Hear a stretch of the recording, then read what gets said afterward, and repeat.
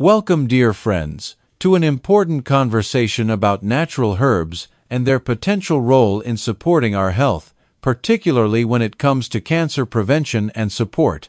Today, we're going to explore what modern science is discovering about some remarkable plants that have been used in traditional medicine for generations. Before we begin, I want to be crystal clear about something important.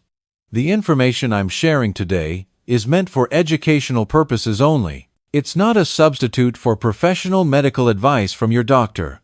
If you or someone you love is dealing with cancer or any serious health condition, please always work closely with your healthcare team.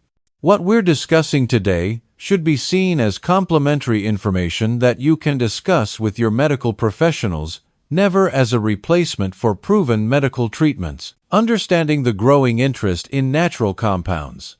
Every year, cancer affects more than 19 million people around the world. That's 19 million families whose lives are forever changed. It's a staggering number that reminds us why researchers are leaving no stone unturned in the search for better ways to prevent and treat this disease. What's fascinating is that scientists are increasingly turning their attention to nature's pharmacy. They're studying plants that our ancestors used for healing, applying modern research methods to understand exactly how these herbs work at the cellular level. And what they're finding is truly remarkable. You might wonder why you haven't heard more about these discoveries.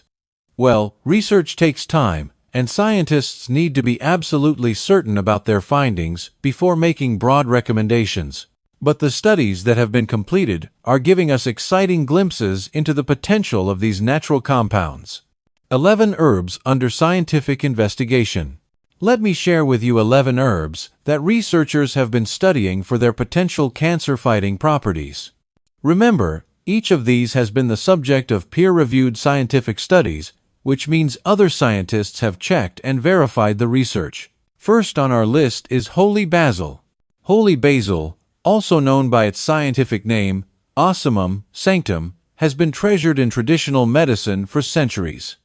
Picture a warm kitchen where a mother brews a comforting cup of herbal tea for her family.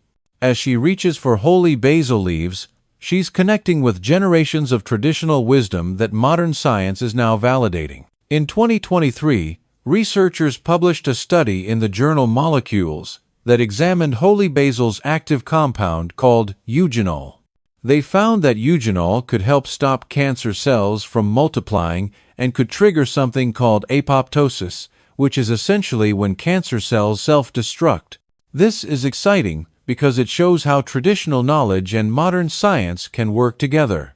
If you'd like to try holy basil, the simplest way is to brew it as a tea. Just steep the leaves in hot water for about 5 to 10 minutes.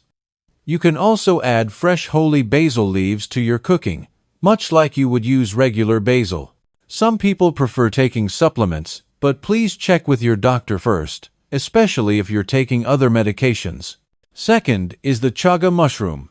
The chaga mushroom might not win any beauty contests, as it looks like a chunk of charcoal growing on birch trees. But don't let its appearance fool you. In 2024, scientists published groundbreaking research in scientific reports showing how chaga extract affected oral cancer cells. What they discovered was fascinating. The chaga disrupted the cancer cells' ability to produce energy, essentially starving them. It interfered with processes called glycolysis and mitochondrial function, which are fancy terms for how cells make and use energy. Many people enjoy chaga as a tea. You steep the dried mushroom in hot water for several hours to extract its beneficial compounds. It has an earthy, slightly vanilla-like flavor that many find pleasant. You can also find chaga in capsule or tincture form if you prefer convenience over tradition. Third is graviola. Graviola, also known as soursop, is a tropical fruit that tastes like a combination of strawberry and pineapple with citrus notes. But it's not just the fruit that interests researchers. The leaves contain compounds called acetogenins that have shown remarkable effects in laboratory studies. A 2024 study in the Ceylon Journal of Science found that graviola leaf extract could cause cancer cells to die while leaving healthy cells largely unaffected. This selective action is exactly what researchers hope to find in potential cancer treatments. You can enjoy Graviola fruit fresh, blend it into smoothies, or drink tea made from the leaves. However, it's particularly important to talk with your healthcare provider before using Graviola regularly, as it can interact with certain medications and may not be suitable for everyone. Fourth on our list is red clover. Red clover is that pretty purple flower you might see growing in fields and meadows. But it's more than just a wild flower. Red clover contains compounds called isoflavones that have caught researchers' attention. A 2024 study published in the journal Antioxidants showed that red clover extracts reduce the viability of glioblastoma and breast cancer cells in laboratory tests. The isoflavones appeared to trigger both apoptosis and autophagy, two processes that help eliminate damaged or dangerous cells from our bodies. Red clover is commonly available as a tea, and many people find it has a light, sweet flavor. You can also find it in capsule form or as a tincture. As with all supplements, start slowly and pay attention to how your body responds. Fifth is Astragalus root. Astragalus has been a cornerstone of traditional Chinese medicine for thousands of years. Modern research published in Frontiers in Oncology in 2024 focused on compounds called polysaccharides found in Astragalus root. These polysaccharides showed the ability to inhibit the progression of various cancers in laboratory studies, including prostate, liver, cervical, ovarian, and lung cancers. They appeared to work by stopping tumor cells from growing and spreading while promoting their natural death. Many people enjoy Astragalus as a mild, slightly sweet tea.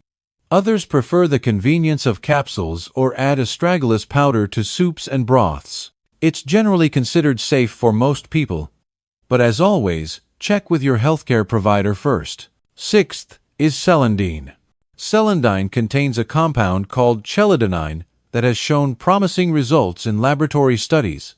Research published in Frontiers in Pharmacology in 2024 found that celandine could inhibit an enzyme called telomerase. Now, telomerase is interesting because it's what allows cancer cells to keep dividing indefinitely. By blocking this enzyme, celandine essentially puts a limit on how many times cancer cells can reproduce, eventually leading to their death.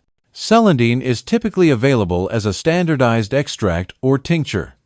It's crucial to source it from reputable suppliers and to use it only under professional guidance, as incorrect use can cause side effects. Seventh is oregano. Yes, the same oregano you probably have in your spice cabinet right now. This common kitchen herb is proving to be anything but ordinary. A 2023 study in the journal Cells found that oregano essential oil induced programmed cell death in breast cancer cells. The beauty of oregano is how easy it is to incorporate into your daily meals.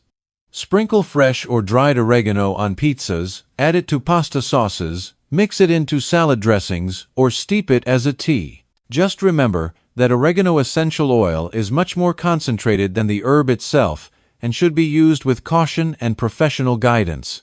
Eighth is thyme. Another familiar kitchen herb, thyme, has been the subject of fascinating research. A 2024 study in Food Frontiers showed that thyme extract could trigger cancer cell death by affecting specific proteins that regulate whether cells live or die. Fresh thyme is wonderful in soups, stews, and roasted vegetables. You can also make a soothing thyme tea by steeping fresh or dried leaves in hot water for about 10 minutes. It has a pleasant, slightly minty flavor that many people enjoy. Ninth is dandelion root. Those yellow flowers that pop up in your lawn might be more valuable than you think. Dandelion root has shown interesting effects on colorectal cancer cells in laboratory studies published in Experimental and Therapeutic Medicine in 2024. The research found that dandelion root extract interfered with signaling pathways that cancer cells use to survive and multiply. It's like cutting the communication lines that cancer cells need to coordinate their growth. Dandelion root tea has a slightly bitter, earthy flavor that some compare to coffee. In fact, roasted dandelion root is sometimes used as a coffee substitute. You can also add dandelion greens to salads for a nutritious boost. 10th is milk thistle. Milk thistle contains a compound called silymarin that has been extensively studied. Research published in Frontiers in Pharmacology in 2024 showed that silymarin could reduce the viability of cervical cancer cells by activating proteins that promote cell death. Milk thistle supplements are widely available, typically in doses of 200 to 400 milligrams per day. Many people take it to support liver health, but its potential anti-cancer properties are an exciting area of ongoing research. 11th is Boswellia.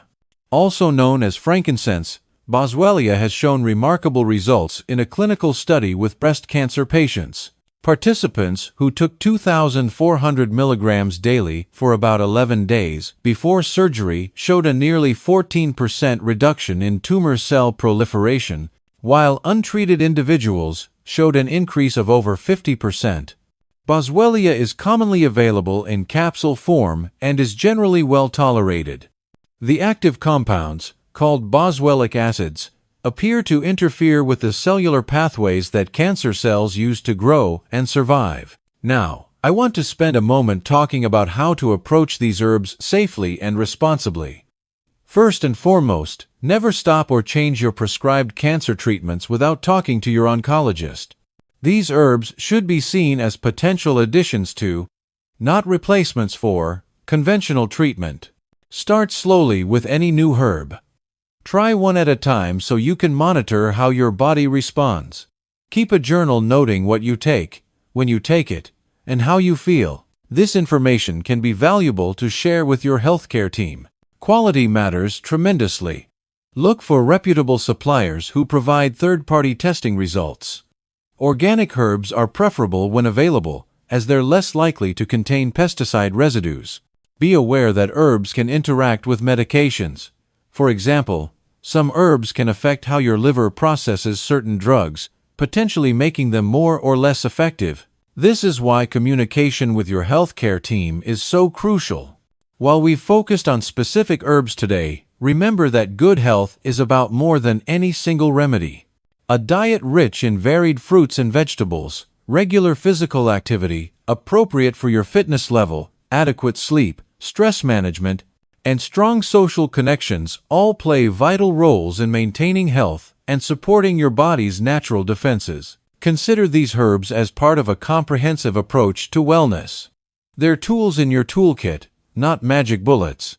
The most powerful medicine might be the combination of traditional wisdom, modern science, and personalized care from healthcare professionals who know your individual situation. As we conclude our discussion today, I want to leave you with a sense of both hope and appropriate caution. The research into these natural compounds is genuinely exciting, and it's wonderful that scientists are validating what traditional healers have long suspected. At the same time, we must be patient. Good science takes time, and we're still learning exactly how these herbs work, what doses are most effective, and who might benefit most from them. What works well for one person might not work the same way for another. I encourage you to discuss these herbs with your healthcare provider, especially if you're dealing with cancer or any serious health condition. Bring this information to your next appointment and ask for your doctor's thoughts. Many healthcare providers are becoming more open to integrative approaches that combine the best of conventional and complementary medicine. Remember, knowledge is power, but it must be combined with wisdom and professional guidance. Take care of yourself, stay informed, and never lose hope. The journey to better health is one we take one step at a time, with patience, persistence, and the support of both modern medicine and nature's pharmacy. Thank you for joining me today in this important discussion. May you find the information helpful as you make informed decisions about your health and wellness journey.